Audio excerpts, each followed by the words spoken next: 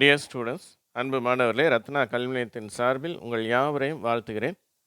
ஆங்கிலம் சுலபமாக வாசிக்கும் பயிற்சி 17வது வீடியோ. இந்த வரிசையில் தொடர்ச்சியாக நாங்கள் வீடியோக்கள் வெளியிட்டிருக்கிறோம். இதற்கு முன்னதாகவும் வீடியோக்கள் வெளியிட்டிருக்கிறோம். 16 பாடங்கள் இதுவரைக்கும் பார்த்துருக்கிறோம். இந்த பாடங்கள் பார்க்க பார்க்க உங்களுக்கு ஆங்கிலம் வாசித்தலே மிகவும் எளிமையாகிவிடும். இப்போ இந்த பாடத்திலும் அது மாதிரி தான் முக்கியமானவற்றை சொல்லித்தரப்போகிறோம். ஆங்கிலத்தில் உள்ள உயிர் ஓசைகள், தமிழ்லையும் ஓசைகள், உயிரெழுத்து ஓசைகள் இருக்குது. அ, ஆ, இ எல்லாம் இருக்கு இல்லையா? அது மாதிரி ஆங்கிலத்தில் உள்ள உயிர் ஓசைகளை நம்ம கற்றுக்கொள்ளப் போகிறோம். அந்த ஓசைகள் அடங்கியுள்ள வார்த்தைகள் பலவற்றையும் கற்றுக்கொள்ளப் போகிறோம். இப்போ இந்த பக்கத்தை பாருங்கள். இதில் சவுண்டு 5, 5வது ஓசை அப்படின்னு கொடுக்கப்பட்டிருக்கு. இதுக்கு முன்னாடி 4 ஓசைகளை நம்ம கற்றுக்கொண்டோம். இப்போ நம்ம 5வது ஓசையை கற்றுக்கொள்ள போகிறோம். அதுக்கு ஒரு சிம்பல் கொடுத்துருக்கோம் பாருங்கள். 2 சாய்வு கோடுகளுக்கு இடையில் ஒரு சிம்பல், ஒரு குறியீடு. அது 3 அப்படிங்கிற நம்பரை திருப்பி போட்ட மாதிரி இருக்குது இல்லையா? அதுதான் ஏ அப்படிங்கிறோம். அந்த உச்சரிப்பு ஏ அப்படிங்கிறோம். அதுக்கு உதாரண வார்த்தை பெட். மற்ற வார்த்தைகளை நான் வாசிக்கிறேன், கவனிங்க. இப்பொழுது நான் இவற்றை வாசிக்கும் பொழுது நீங்களும் திருப்பி சொல்லுங்கள். முதல் வரிசை bed, beg, bell, pen, bed,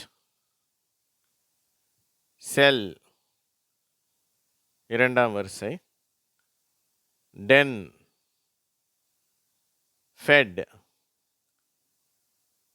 fell, get, Hen,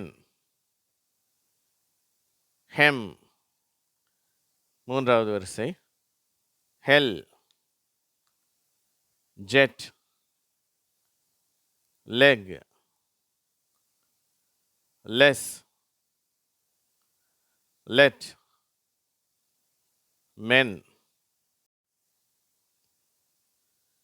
நான்காவது வரிசை met, mess, pen, pet, red. ஐந்தாவது வரிசை செல், செட், டெல், டென்,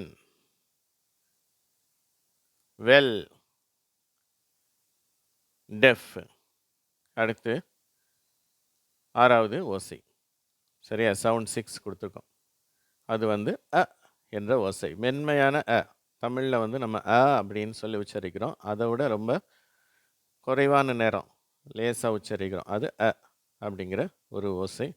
அதற்கான சிம்பல் இங்கே கொடுத்துருக்காங்க. இந்த இ என்ற எழுத்தை தலைகீழ போட்ட மாதிரி இருக்கு இல்லையா? 2 சாய்வு கோடுகளுக்கு நடுவில் அந்த சிம்பல் வந்தாலே இந்த உச்சரிப்பு அப்படின்னு புரிஞ்சுக்கணும். அதுக்கு உதாரண வார்த்தை அக்ரி. அதில் முதல்ல லேசா அ அப்படிங்கிறோம் இல்லையா? அக்ரி. அந்த அ க்ரி, அந்த அ என்ற ஓசை. இந்த ஓசை அநேக வார்த்தைகள் இருக்குது. அந்த வார்த்தைகள் பலவற்றை நான் இங்கே கீழே கொடுத்துருக்கேன். அதை நான் வாசிக்க போகிறேன். நான் வரிசையாக வாசிக்கிறேன் பாருங்கள். அடுத்து உள்ள வரிசை அகோ, சாக்லேட், அட்ராக்ட், டாலர். அடுத்த வரிசை அக்ரி, oyster, around, ribbon. இந்த வார்த்தைகளில் சில வார்த்தைகளில் ஆரம்பத்தில் வருது, சில வார்த்தைகளில் கடைசியில் வருது. இதுக்கு முன்னாடி உள்ள வரிசையில் டாலர் பார்த்தோம் இல்லையா? அதில் அந்த முடிவில் டாலர் அப்படின்னு வந்திருக்குது. ரிப்பன் அப்படின்னு இந்த வரிசையில் கடைசி வார்த்தை இருக்கு இல்லையா? ரிப்பன். அதில் கடைசி உச்சரிப்பாக வருகிறது பன், அந்த அ சவுண்டு. அடுத்த வரிசை நம்ம பார்க்கலாம். இந்த பாட்டம் இருக்கு இல்லையா? BOTTOM, அதுலேருந்து படிக்கிறேன். Bottom, river, better, paper. அடுத்த வரிசை beggar, open, butter, over, அடுத்த வரிசை letter, water, lemon, under, அடுத்த வரிசை cover, master, above, father, அடுத்த வரிசை about, mother, speaker. இப்பொழுது அடுத்த பக்கத்தை பார்க்கலாம். மேலே உள்ள வரிசை brother, corner, sister, doctor, அடுத்த வரிசை daughter, painter, rubber, அடுத்தது சவுண்டு 7, ஏழாவது ஓசை. அதற்கு ஒரு சிம்பல் கொடுத்துருக்குறாங்க. ஏற்கனவே முன்னாடி உள்ள சிம்பல் மாதிரி போட்டு 2 புள்ளி, சரியா? முன்னாடி ஒரு சிம்பல் பார்த்தோம் இல்லையா, அந்த 3 அப்படின்ற நம்பரை திருப்பி போட்ட மாதிரி இருக்குன்னு சொன்னேன் இல்லையா, அதே மாதிரி கொடுத்துட்டு 2 புள்ளி வச்சுட்டாங்க. அதை வந்து அப்படின்னு உச்சரிக்கணும். இந்த ஓசை தமிழில் கிடையாது. எந்த உயிரெழுத்துக்கும் அந்த ஓசை கிடையாது. உண்டு, ஆனால் அந்த அப்படிங்கிற ஓசை கிடையாது. ஆனால் அப்படிப்பட்ட ஓசைகளை நம்ம எழுப்ப முடியும். அதுக்கு உதாரண வார்த்தை பேர்டு. இந்த பேர்டில் வந்து அப்படிங்கிறோம் பார்த்தீங்களா? சரி, அதே மாதிரி தான் கீழே உள்ள வார்த்தைகளையும் அந்த உச்சரிப்பு இருக்குது. அதை நான் வரிசையாக வாசிக்கிறேன். சரியா? அடுத்து உள்ள அந்த வரிசை FURல ஆரம்பிக்குது இல்லையா, அது நான் வாசிக்கிறேன், நீங்களும் திருப்பி சொல்லுங்கள். fur, her, per, sir, bird. சரியா? இந்த வார்த்தையில் ஆறுலாம் வருது. அந்த ஆறுலாம் இப்படி இருன்னு உச்சரிக்கக்கூடாது, அப்படியே அது கலந்துருது, அந்த ன்ற ஓசையோட கலந்துருது. சரி, அடுத்த வரிசை BURN இருக்கு இல்லையா, அதுலேருந்து burn, earn, firm, fern, girl. அடுத்த வரிசை hurt,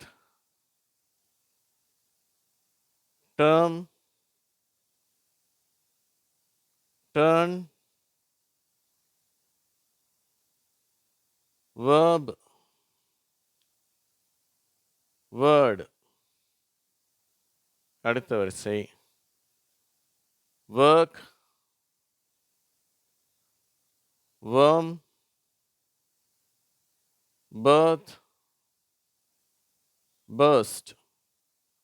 அடுத்த வரிசை chair, curse, dirty, early. அடுத்த வரிசை earth, first, learn, mercy. அடுத்த வரிசை NURSE இருக்கு இல்லையா, அது nurse, occur, pearl, shirt. அடுத்த வரிசை skirt, third, urban, world. அடுத்த வரிசை burden, church, circle, circus. அடுத்த வரிசை insert, murder, person. கடைசி வரிசை return, thirst, turkey. இப்பொழுது அடுத்த பக்கம் மேலே உள்ள வரிசை இதே சவுண்டு தான் என்ற சவுண்டு urgent, virgin, worthy. அடுத்த வரிசை certain, circuit, kernel. சரி, அந்த வார்த்தையை கவனிங்க. COLONEL, அது கர்னல் அப்படின்னு தான் உச்சரிக்கணும். அடுத்த மூன்றாவது வரிசை convert, curtain, herself. நான்காவது வரிசை journey, nervous, nursery. அடுத்த வரிசை observe, perfect, purpose. அடுத்த வரிசை service, surface,